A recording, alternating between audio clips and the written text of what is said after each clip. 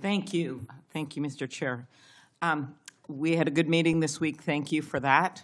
And I appreciated your priorities on human trafficking that you mentioned today, that work, as well as fentanyl and some of your other prosecution experience. We had some similar backgrounds in doing that. And I want to talk about, first of all, the U.S. Attorney's Office in Minnesota. One of the premier offices in the country. This office has been instrumental in combating violent crime, dismantling street gangs, taking fentanyl off our streets, enforcing civil rights laws after George Floyd's murder, ensuring victims of fraud get justice. Do you agree that it should be a priority to support U.S. attorneys, frontline prosecutors, and case agents who work hard every single day on our streets? Senator, I think that is one of the most important things in our country right now, and there are so many good men and women within the Justice Department throughout our country, as well as all the law enforcement agencies. Yes, they work very hard, and they will be supported.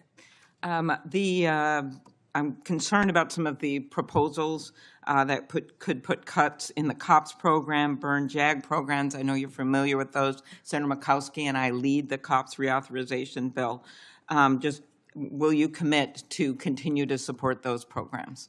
Senator, I will read everything about those programs because that is a top priority of mine, and I would love to meet with you on that and Senator Murkowski to support law enforcement and those programs. Thank you.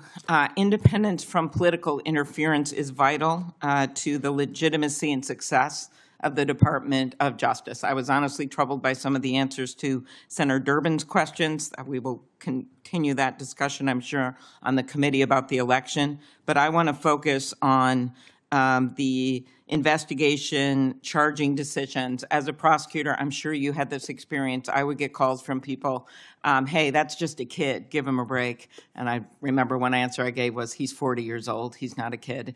But that kind of interference is attempted all the time. And one of my concerns here, whether it's a call from a friend, a corporate lobbyist, a White House, it has been very clear that the attorney generals of both parties have established clear policies to ensure the White House doesn't tamper with criminal investigations and prosecutions.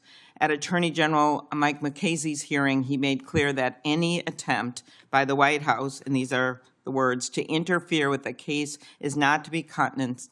Any call to a line assistant or to a United States attorney from a political person relating to a case is to be cut and curtailed. Do you agree with this statement?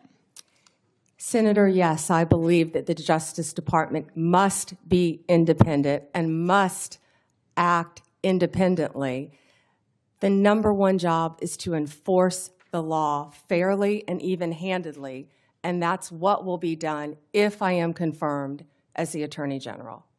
So you will provide an assurance to every member of this committee that the Justice Department will only follow the facts and the law, and the White House will play no role in cases investigated or brought?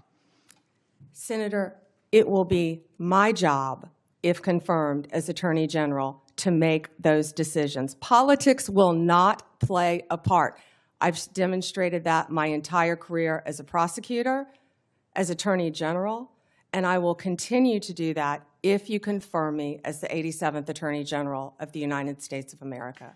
In an earlier question, some of my colleagues talked about China and the risk, yet you have a nominee from this incoming administration, Kash Patel, the pick to head the FBI, have serious concerns about him, has referred to the FBI's Intel Division, which is responsible for protecting us from foreign adversaries like China, as, quote, the biggest problem the FBI has had, and he said that he wants to, quote, break that component out of the FBI.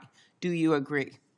I have not seen those comments from Mr. Patel. I would review them, but we have to do everything we can to protect our country. Again, Mr. Patel would fall under me and the Department of Justice, and I will ensure that all laws are followed, and so will he. Okay. There are many decisions made by the FBI director, having seen a number of them do their work, that can be made. While I agree you would be the boss of Kash Patel, I'm not sure that you would be able to intervene with every decision or position that he had or know what he's doing. So let's continue. Do you agree it is a duty of the Justice Department to defend the laws Congress passes? And will you commit to do even when the president may disagree with an act campaigned against its passage or called for its repeal?